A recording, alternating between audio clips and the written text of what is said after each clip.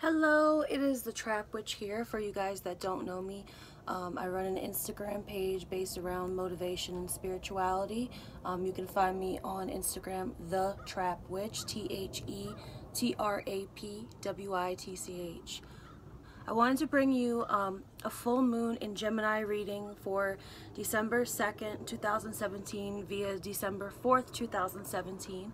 I usually do morning readings every day or every other day via the tarot divination, and so that I can provide a motivational message to help people through whatever they are going through. I've decided to make this reading very special for this moon. This is what I've been trying to consistently do. Last month I was visiting New York, so I did a live in-person reading in front of the audience of women that I was speaking there for the new moon in Scorpio. And so therefore I wanted to go ahead and give you guys this reading, and hopefully you can capitalize on the full moon in Gemini vibes going forward. I don't know about you, but the full moon in Gemini during the summertime, was it the full moon or the new moon?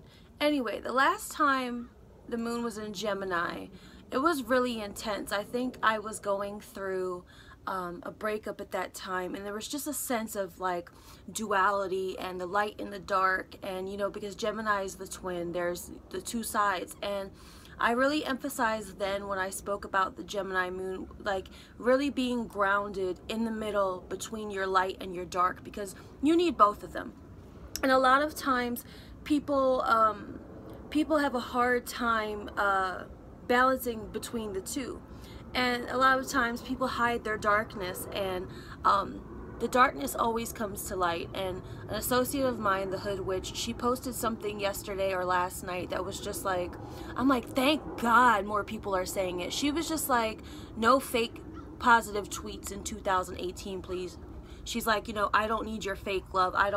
And it's so true. She was like, I don't need your fake love. I need good bed linens, bottomless mimosas, and whatever have you. And that's just the vibe and the tip that I've been on as of recent, because there's just a lot of fake positivity going on.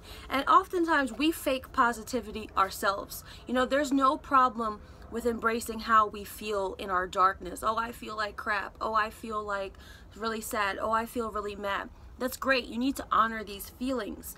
But at the same time, there are more people that sometimes operate more in their shadow as opposed to their light. Their shadow side's a little bit more feisty, and sometimes that can be not accepted by a lot of people. But I'm here to just tell people, like, do what you want as long as it's doing good for you. These, you know, positive affirmations and mantras of just namaste, and it's a bunch of crock crap for the most part, because a lot of people have a hard time maintaining that positive front, because they're just like, they really need to be grounded in the balance in the middle. So what I'm saying with the full moon in Gemini is find your middle, capitalize on both twins that you have, and make them work for you. You don't want to be a pushover, but then at the same time, you don't want to be a biatch or an asshole or any of these things, you know? So I want to go ahead and I want to facilitate a reading specifically for this full moon in Gemini, and see what my spirits and my ancestors have as advice on how to capitalize on this moon and make the best of it, and how to move forward through it, okay? Because moon cycles are very positive for manifestation. Full moons, they say, are often good for letting things go, but I feel like you can let things go, you can build new things, because sometimes you have to let things go to bring in the new things. So why not kill two birds with one stone? So with that being said, I'm going to go ahead and I'm going to jump straight into the reading so that we can see what we're working with, and if you really need to get your thoughts and mind together from now for the rest of the weekend through Monday, you'll be right where you need to be, okay? So take a few deep breaths. I think I'm going to have a sip of coffee before I get started. Iced coffee. Whatchamacallit, why can't I even remember the name? If Bustelo is listening, I need a Bustelo partnership in 2018, because I drink Bustelo every morning with my coconut creamer, because I'm plant-based and I don't use milk creamer. So Bustelo, if you are out there, one of my manifestations is that we work together, and yeah, because I love Bustelo.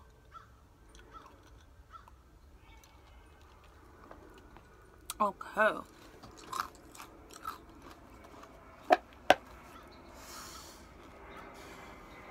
And if you want, you can take a few deep breaths too before we get started. Kind of get, you know, centered and stuff. Alright, here we go. Spirit, I call you in on behalf of the collective. I ask for the highest good of all those involved with harm to none. I ask Alegua, Legba, Eshu to open the roads to precise, clear messages at this time. I ask, what is it that the collective can facilitate from further growth at this point in their journey, from your advice and your clarity, beyond the veil, beyond the subconscious, below the surface, on a level of things that need to be made aware. Please, can you help us in deciphering a message specifically catered to this full moon in Gemini, December 2nd via December 4th, 2017. I call in the assistance of my Egun and my ancestors, as well as the energies of those around me and those that might be watching. May the ancestors guide us and facilitate in this reading to help us. May only benevolent energies speak. We ask at this time, what is it? What is it that we need to know for the full moon in Gemini this day, 2017?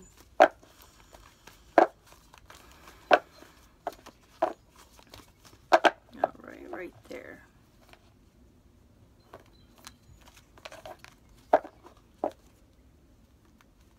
So I pull 5 cards from the tarot, and then I pull 1 angel card. So it's funny, because there's 1 card in the middle that I just keep pulling all week, every day this week, for personal readings, the collective reading, you know, whatever have you. By the way, I'm reading from the New Orleans Voodoo Tarot deck by Sally Ann Glassman. She's a practitioner based out of New Orleans. I know some people feel conflicted about this deck. I frankly don't give a flying rat's ass. But I love this deck because I love the artwork. I connect with it. And I love the display of the Loa and the Orisha. It's just a beautiful deck, and I connect with it. So the first card that I got is Les Morts. Reverse.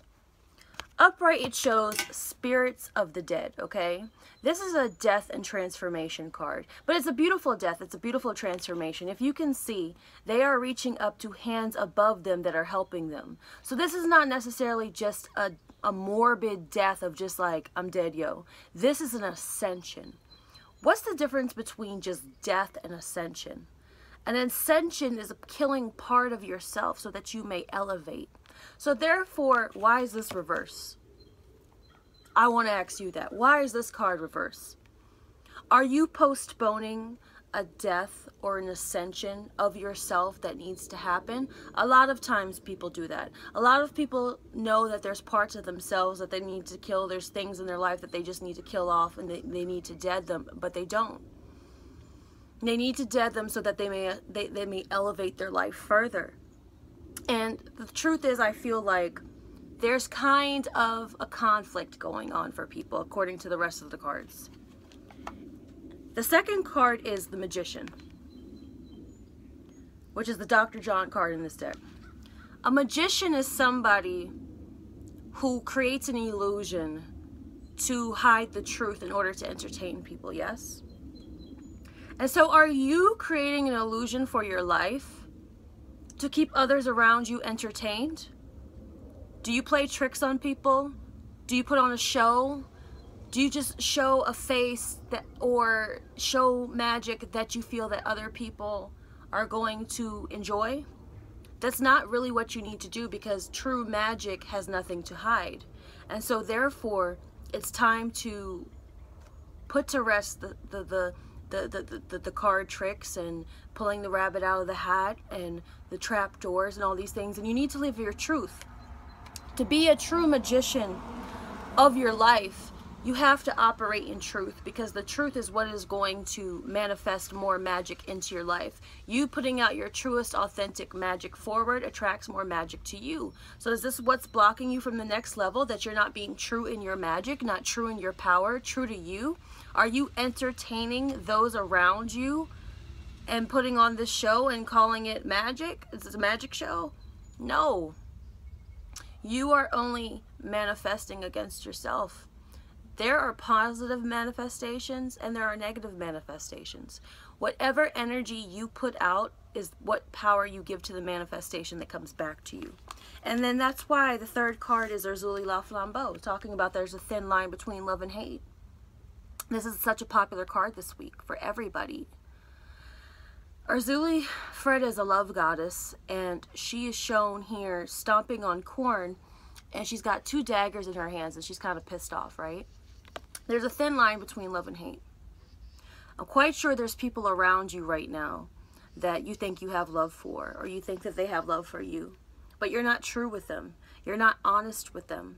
You're not true about the magic that you possess. You only show them maybe bits and pieces of the magic that you feel that they're comfortable with, or you're comfortable with showing them.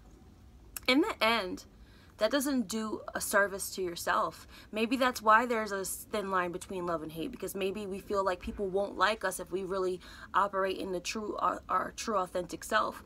If we were to come forward now and say, hey guys, everything that I've presented up until this point was an illusion. It was a trick. It was a show. How would people feel about you? A lot of people I find live double lives. They live double lives, and in the end, everything that is done in the darkness always comes to the light. So therefore, it makes no sense for us to continually put on this show. I think this is why this is so important with this Gemini moon, is duality. The light twin and the dark twin. It is not that either twin is better than, but they must coexist. And a lot of people can't find a way to make their light and their dark coexist, which is why they're torn. You know? You can be very authentic and true with your magic. I always say that sometimes when you start living your truth, you really get looked at as the bad guy. My favorite scene from Scarface was when Tony was sitting in the restaurant and he was a bit intoxicated. And you know, when people are intoxicated, they tend to tell their truth a little bit more. Because they, what do they say? Do they say a sober mind thinks drunk thoughts, or something like that? So Tony was sitting in the restaurant and he was intoxicated and everybody was looking at him.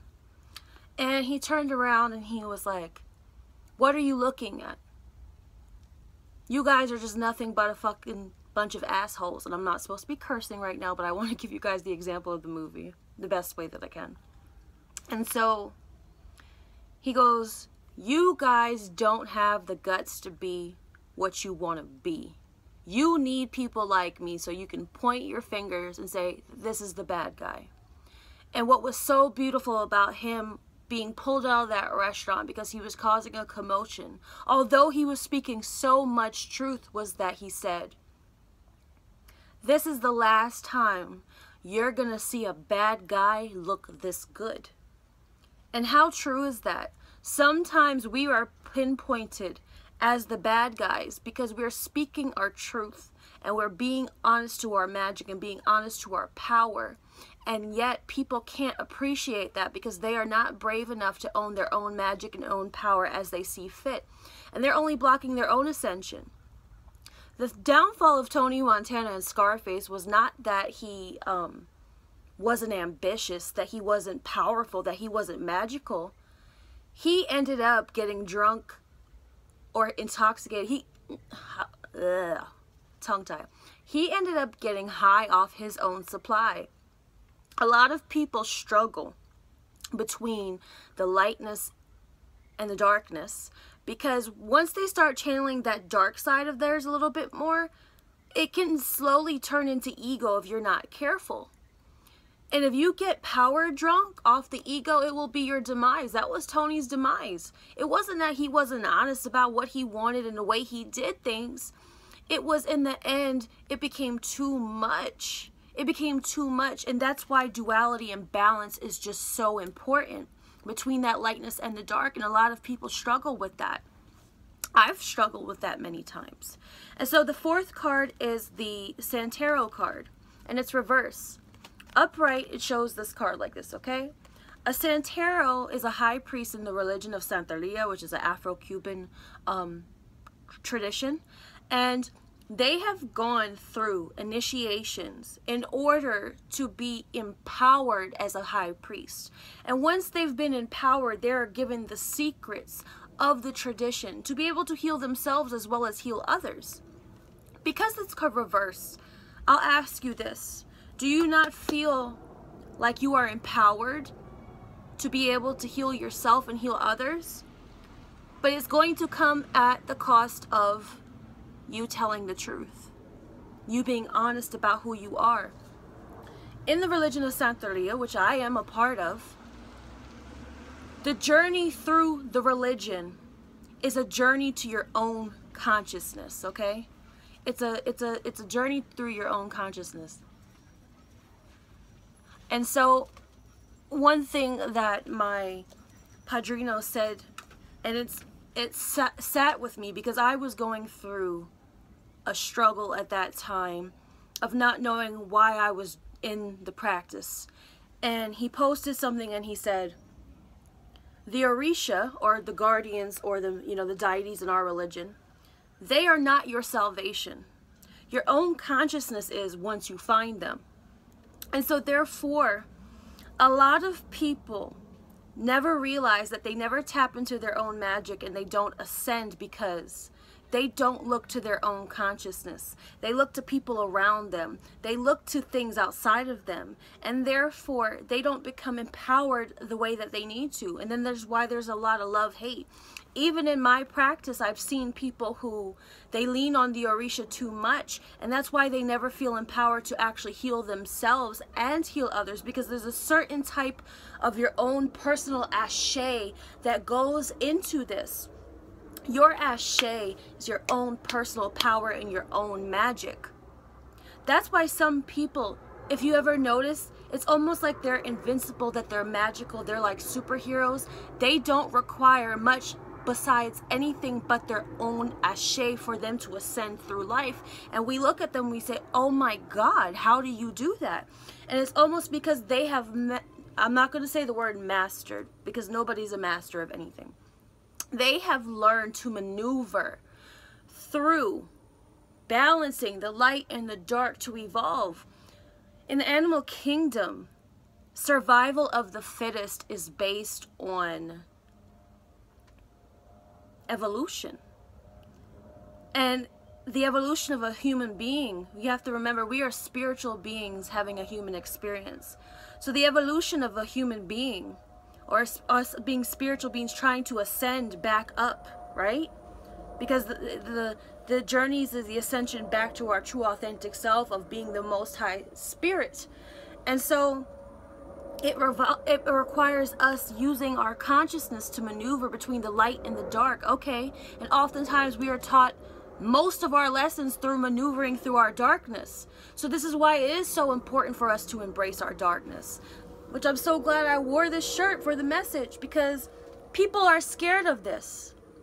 A lot of people are scared of this symbol of death. People don't give the moth the same regard as they give the butterfly. Oftentimes I see people look at moths and be like, ugh. But the moth, man, the moth maneuvers through the dark and it goes to the light. The moth maneuvers through the dark and it gets to the light. Is that not the message right here? That in order sometimes to really find your magic in this life, you have to have the ability to maneuver through the dark to the light. And that requires embracing the dark, not being afraid of it, being empowered through it, finding your own consciousness through it.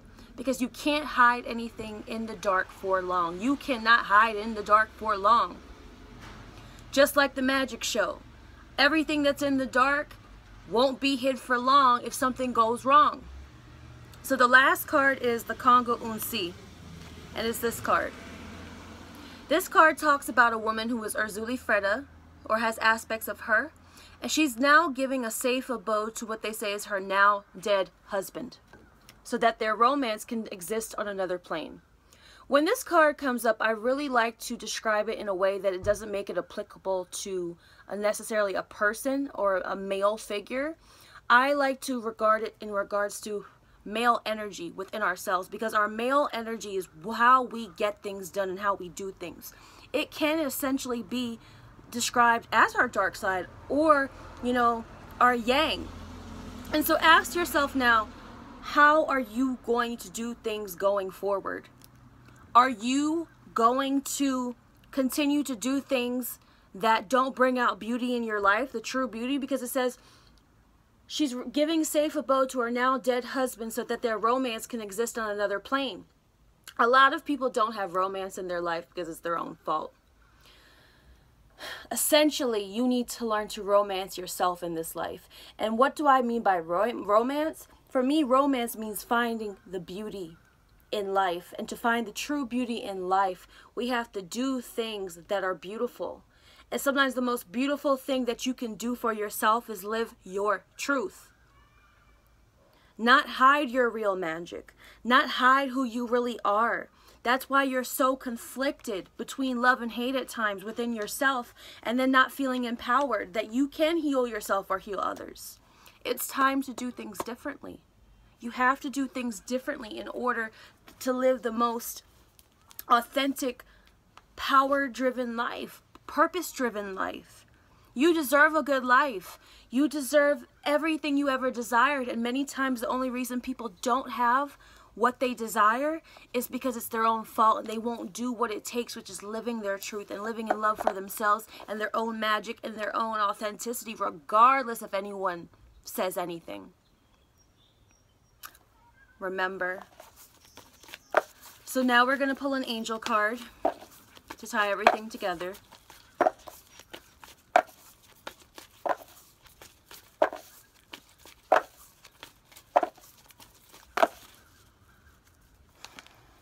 Crystal clear intentions. Archangel Michael, be clear about what you desire and focus upon it with unwavering faith. Archangel Michael is that dude. He's that G. He was the lead angel in the army of God. And you know what I feel about that? I feel like for you to be a leader, oftentimes you got to do things a certain way. Often people who are true leaders in community, they didn't settle for people telling them how to use their magic. They created their own lane, and then people followed. And then they create more leaders. A lot of times, there's a lot of monkey see, monkey do going on, and that doesn't work. Because in the movie 300, there was a scene that King Leonidas was looking for soldiers to come fight with them. And he asked these men that stopped and said, oh, we're going to war too. And he said, well, who are you? What do you do? And all of them was like, I'm a shoemaker. I'm a this. And he turned around, King Leonidas turned around, and he said to his army, men, who are we? And they just said, ah! And they're like, they were soldiers. They knew that fight. They knew they knew what their intention was. A lot of the men that were over there, that were the shoemakers, the candlestick makers, all of these things, they knew that they were going to war because they're like, oh, we're just going to go to war. We're being called to go to war. A lot of people think that they're being called to do something in this life, and that's not their purpose. But those other soldiers knew that their purpose here was to lead the war, to win the war. That was their intention. That was their duty.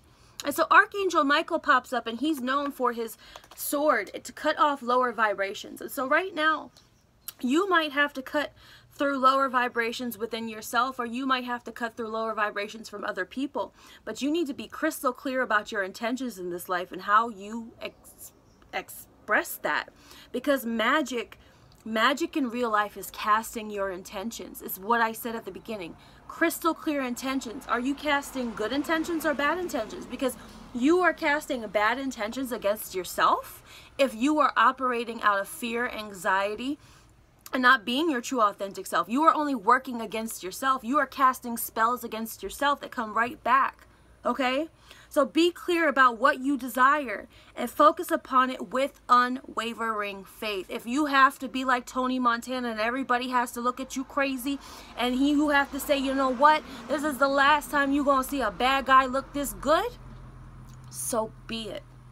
A lot of people who live their truth and live their true authentic magic in this world, they were looked down Jesus was looked down. Princess Diana was looked down.